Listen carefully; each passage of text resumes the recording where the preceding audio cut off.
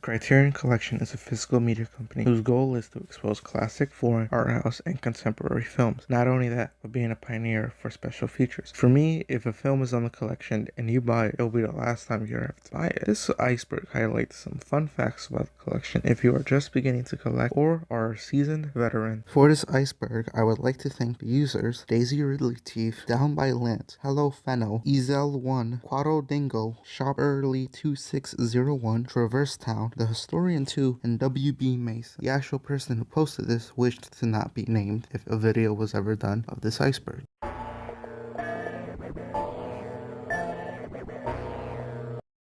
American distributor of foreign films, started in the 50s, bringing films from directors like Bergman, Truffaut, and Fellini to American audiences. The relationship they have with Criterion is Janus would handle theater releases, while Criterion will take care of the home video release. It's safe to say that if you see a trailer from Janus, that whatever film the trailer was for, Criterion would do a home video release in the few coming months. The two go hand to hand and are trying to similar goals, but in different methods. This was a streaming service which lasted around 2 years, and exclusively the place Criterion would stream their library. Now HBO Max is the place to stream parts of the collection, but that's not the only way you can stream Criterion. Criterion's own streaming service, which before this they had to have streamed with other companies, along with containing thousands of films, which not all necessarily from the collection. They live up to their name by also providing plenty of special features to make its $10.99 price totally worth it. Films released would be either Blu-ray or DVD, or sometimes come in a pack together. With the new release of 4Ks, it might be time that Criterion starts to phase out their DVDs. Or out of print is a phrase that I will be using more as I go deeper down the iceberg. There are a number of films that are out of print and can't be sold due to studio rights. Many of the out of print films are usually the older ones, and it's always a good surprise to see them come back in the collection. On the Criterion YouTube channel, there is a video series going on where usually film directors are at the Criterion headquarters in New York in a place known as the Closet. Here they would pick up and choose a couple films and talk about them. It's even implied that they get to keep them. I did say directors go in there, but it's usually just people related to film. Other people such as actors, but weirdly enough, there's been a couple guests that had little if not nothing to do with films. Two highlights of mine being music producer Flying Lotus and philosopher Slavoj Žižek. Everyone would work with the director of whatever film they plan on releasing, usually when it comes to restoration and the supplemental material. When you buy ones that are director approved, it would come with a sticker like this. Not all films have this luxury because their director is probably dead. And here is an example. It would have the signature right here. Boop, boop, boop, boop. They wrote it themselves, I guess. Another YouTube series, and also found on the Criterion channel streaming service, is another one where directors or people somehow related to film, again, just talk mainly about adventures where they go and watch movies. There's 2 lines released by Criterion. One is Laserdisc and VHSs, and one is DVD/Blu-rays and now 4Ks. The Laserdisc one lasted from 1984 to 1998, and the DVD one has been going on since 1998. Now I think with the release of 4Ks, we're slowly going to start seeing DVDs being phased out. People have had positive experiences with their customer support, thus gaining this reputation that they're really good. I can't comment myself because I have never needed to contact them. Certain directors that are considered household names have been featured in the Criterion collection. These are not limited to people like Wes Anderson, Christopher Nolan, David Fincher. Depending on your circle, other famous directors have been included as well. Even more famous older directors like Hitchcock and Kubrick have been featured as well. One of the few places where Criterions can be bought is Barnes & Noble. Twice a year in November and January. For the whole month, Blu-rays cost $20 as opposed to the usual $40. Not only that, but 24-hour flash sales are all done on the Criterion website, where again, you can buy Criterion Blu-rays or DVDs. If you ever send an email to Criterion, this is who you might get a response for. Now out of print of DVD set of films by famous director Akira Kurosawa for his 100th birthday, featuring films that were released for the first time on DVD. This would be the first of many director-focused sets. This is a video where famous director David Lynch expresses his distaste to people watching films on their phones, saying that never in a trillion years will we get the same experience. And the final line of David Lynch saying "Get real" has become quite a bit of a meme. A podcast where these two Canadians are going through the collection, and they have guests on sometimes. They have been going on since 2016 and are still currently active. Criterion is such a generous company that if a film they're releasing is based off some kind of literature, they may include it. Such examples include Vampire and Red River. This is a website that functions as a hub to numerous different podcasts, usually related to film. I counted around 10 plus podcasts that all relate to film, Criterion collection, or cinephile related activity. Cable TV channel from back in the day would show a wide range of films, usually older ones, and some of these would end up being future Criterion releases. I think this is here more for the older people who might have first seen the Criterion film on the television before they knew what Criterion was. Used to do art for Criterion monthly newsletters, but sadly passed in 2020. Forums where fans of the Criterion collection come and discuss anything related. I use this to help make this video along with the Reddit. John is a 6-episode TV show released by Criterion, and the Beastie Boys video anthology is a music video collection. This shows that the Criterion collection isn't just strictly meant for films, and in the early years they weren't afraid of releasing something unusual. A Criterion collector from Tokyo, who is known for having a huge collection, he broadcast it on his YouTube channel, where you can watch any video basically, and in his videos he's usually reviewing said Criterions or making videos about upcoming news related to Criterion. To people who may want to get into the collection. Already existing fans might recommend a movie like House or Salo. One of these is a Japanese horror film, and with its bizarre effects and trippy qualities might confuse new fans. While Salo, which is less harmless fun, is more trying to upset you, since it's considered one of the most disturbing films ever made, and recommending it might scar someone and dissuade them from ever trying to look deeper into the collection. These were films produced by the Merchant Ivory production company. They got their own special release with their own custom design on their DVDs. Sadly, these are all out of print. The 400 Blows, being Spine number 5, is one of the original DVD releases. This came with 2 commentary tracks. One is something you would expect from Criterion, and another was done by a friend of the director, Francois Truffaut. And being French, it was done in his native language, but wasn't translated for the original DVD release. If you buy the film now, you'll find that the commentary track is properly translated. When this Best Picture winner first came to the collection, there was controversy surrounding the aspect ratio. Originally, The Last Emperor was shown in 2.39:1. The aspect ratio being used by the Criterion release was 2.00:1. The director of photography actually invented this aspect ratio. And when Criterion came to the director of photography and just the regular director, they actually requested that this new aspect ratio be chosen, since it was always imagined to be seen in 2.00:1. And of course, Criterion, being the good company that they are, fulfilled their request. There is a lot of Easter eggs that were done by Criterion specifically in their early days. I'll leave a link in the description to a forum for anyone who wishes to go through one. A review channel that's going through a majority of the films in the collection, although the channel hasn't seen any new uploads in several years now. Earlier in the DVDs section, I talked about there being Laserdisc era films. This is meant to elaborate more on that. Before, they actually had a wide range of more famous films. Films that you wouldn't expect to be featured in the collection just due to their popularity. These include Pulp Fiction, Taxi Driver, Blade Runner, Halloween, Ghostbusters, It's a Wonderful Life, The Wizard of Oz, the 1992 Coppola Dracula, Boys in the Hood, Pink Flamingos, and King Kong 1933. There's a still chance that some of these films might come back into the newer collection, recently done with Citizen Kane and Menace to Society. Studio Canal is a French film production and distribution company. In 2010, some titles from the collection were going to stop being sold, and the home video rights were going to Lionsgate. These titles include Grand Illusion, the first Spine number ever released by Criterion, Alphaville, Diary of a Country Priest, Last Holiday, the Orphic Trilogy, The Fallen Idol, Peeping Tom, and Prepare Le Feu. Some of these titles have come back, like the mentioned Prepare Le Feu. For 5 years, Hulu was the only place to stream the Criterion collection before the Criterion channel, or even before Filmstruck.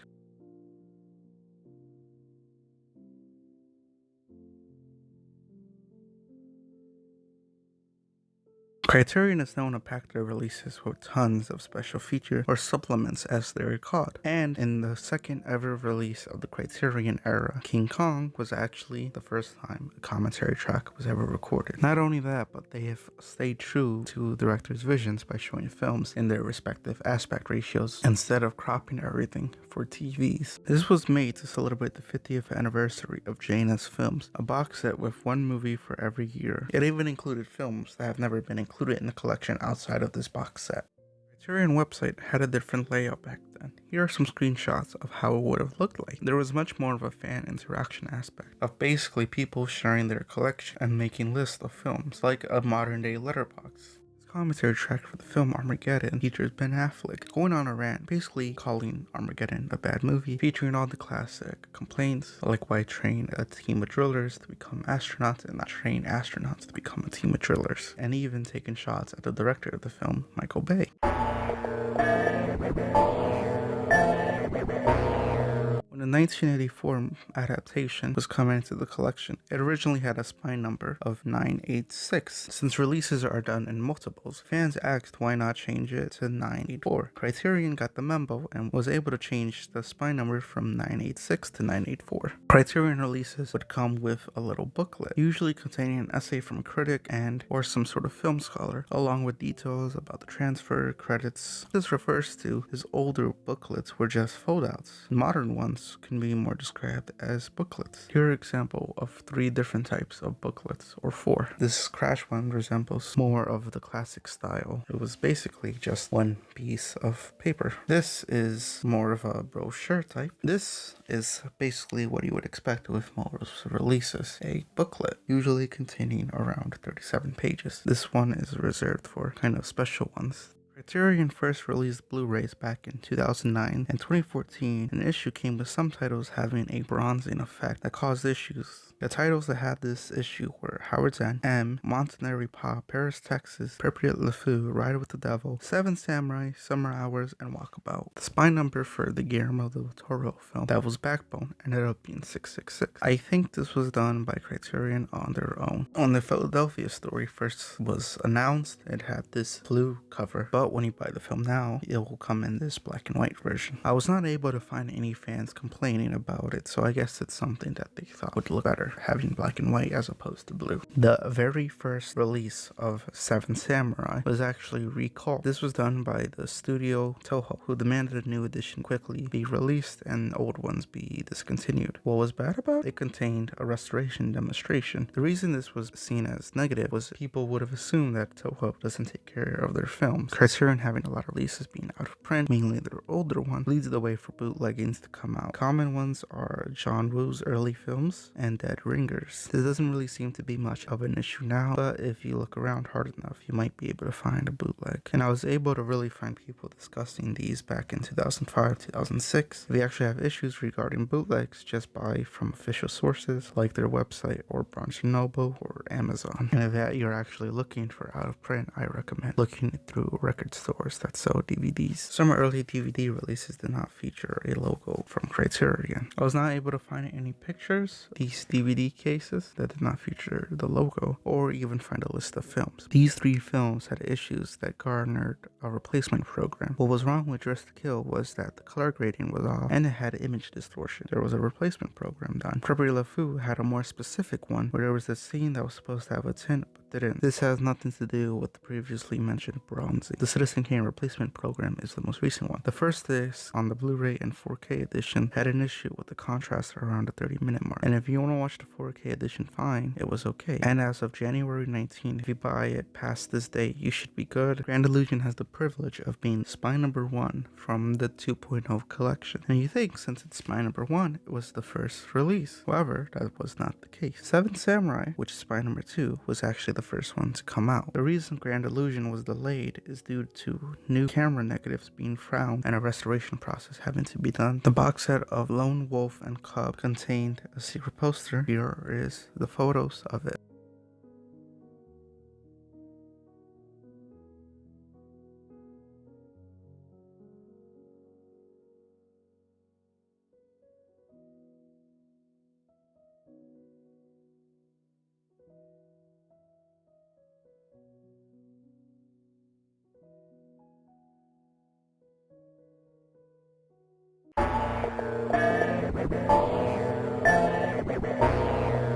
the 2013 Palme d'Or winner was added to the collection, it seemed pretty bare. The special features being a trailer/TV spot and a booklet essay. It was basically just the movie, and it cost half amount of what a normal Criterion costs. So that means if you find it during sale, you could get it for $10, and the DVD being $7.50. So a good release was planned, having all the special features, but has yet to see the light of day. Anniversary of foreign distributors, Rioto Pictures had a special box set released by Criterion. These films are The Third Man, Tachas Paz Aguspo, Rafifi, Mafioso, Billy Liar, Band of Outsiders, Ahuzard Balthazar, Army of Shadows, The Strange Charm of the Bourgeoisie, and Murderous Maids. Some of these films are actually in the collection, like Third Man, Rafifi, Band of Outsiders, Ahuzard Balthazar, but a couple aren't, like Murderous Maids. It was teased by Criterion that they planned on releasing the John Hughes debut, 16 Candles. However, it was never released. No official statement was made. The reasons as to why the film may have not been released is maybe due to the film's problematic past. Arrow Video would actually end up being the company to release, and Criterion fans would get their John Hughes fix, with them later releasing The Breakfast Club. Cover for Luis Buñuel's Viridiana was called awful and had this pink color. When you buy it now, it comes with this black and white one. If you could buy it, it might be out of print. It's probably out of print. Akira Kurosawa's Ran was originally planned to be one of the first Blu-ray releases, but it fell victim to the studio canal separation. There is now a 4K Ultra HD out, so we may never see Criterion take a stab at it ever. More cover changes, and these are especially bad. Cries and Whispers has this original cover, which just looks like an unfinished version of one you get if you buy the film now. Clooney Brown's change actually came from fan distaste. This was the original cover, and this is what the newer one looks like. When super controversial The Devils had been available for streaming on Criterion channel, fans complained that 1, it was a censored version and not the original cut, and 2, that it was a bad restoration and didn't look so great. This has led to some people saying that Criterion needs to finally just give people what they want, release the original cut, and give it a good restoration. I honestly could not find what this has to do with anything. Maybe Criterion respects Ratio because they do restoration and do similar things to Janus, so I'm just going to leave this one blank.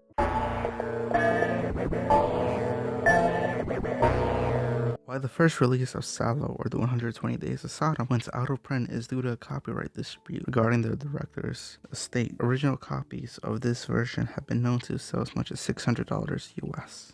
On April 1st, 2012, Criterion released a video called 3 Reasons Kindergarten Cop. This follows the same formula as other 3 Reasons video, giving reason as to why you should check out Kindergarten Cop. Even this cover, which may or may not be official, looks like something Criterion would actually put out. But if they did make a 3 Reasons video, then that means they probably did have the rights to Kindergarten Cop, at least for a while. So a release was actually possible, and I think that adds to the joke. The few Bond films released by Criterion during the Laserdisc days contained commentary tracks that producer Albert R. Broccoli, or Cubby Broccoli, did not approve of them. No official statement was given by this producer as to why Criterion could no longer sell this commentary track. But those who have given them a listen said that they featured people being way too honest. I'll let you decide what that means. Criterion tried to step into the VHS and Betamax market with releasing Hitchcock's 39 Steps and The Lady Vanishes, as well as The Third Man. However, these did not sell well, so Criterion decided to not release any more VHSs or Betamaxes. In 2004, Amazon sold this huge collection, 241, which is not everything that was released at the time, but came close, in total with a price of around $5,000. Boogie Nights, one of the last Laserdisc releases from Criterion, featured 2 supplements which have never been seen before. The first being a documentary about famous adult star Chauncey Holmes, and an early documentary made by director Paul Thomas Anderson. None of these releases have been made on Blu-rays or DVDs. The Criterion newsletter had a sick rat as a clue for a new upcoming release. The first guest was Midnight Cowboy. The clue was given months before Midnight Cowboy would be released. Some fans saw the clue as for the film El Sore Possum, which when said aloud sounds like Il Sore Possum. But again, some fans did not agree on whether or not this was actually a clue for El Sore Possum or Midnight Cowboy.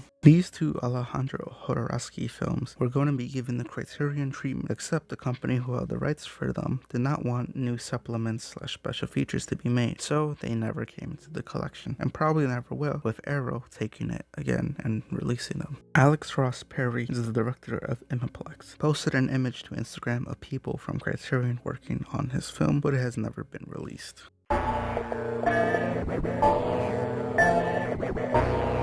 The old website had a feature where if you mess with the URL of pages, you can be sent to empty ones of only the names of directors with no films showing. People saw this as a cheat to see who's getting invited into the collection. An example of phantom pages at work is West Side Story. Jeremy Robbins only directing credit, so this lets people believing that we were going to get West Side Story in the collection, which has never happened. Janus Films made a tweet stating they had London After Midnight, a lost silent horror film which stars silent film actor Lon Chaney. Obviously, this being huge news, when the film reel was looked into, it actually contained flatliners.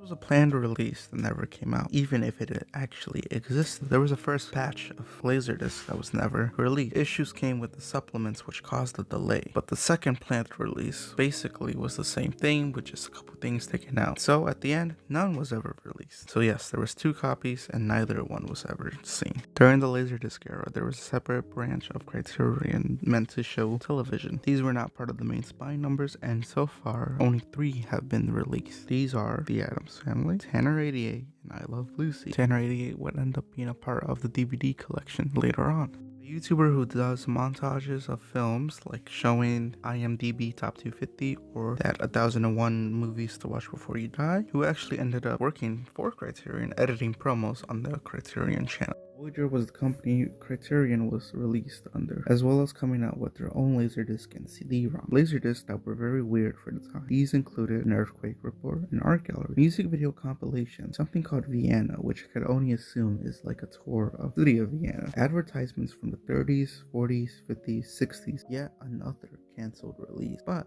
the way this one was advertised is very interesting. In the early DVD days, the way that films would be advertised was actually through cards on the back, detailing all of what was to come. That included Cocktails/Cousin.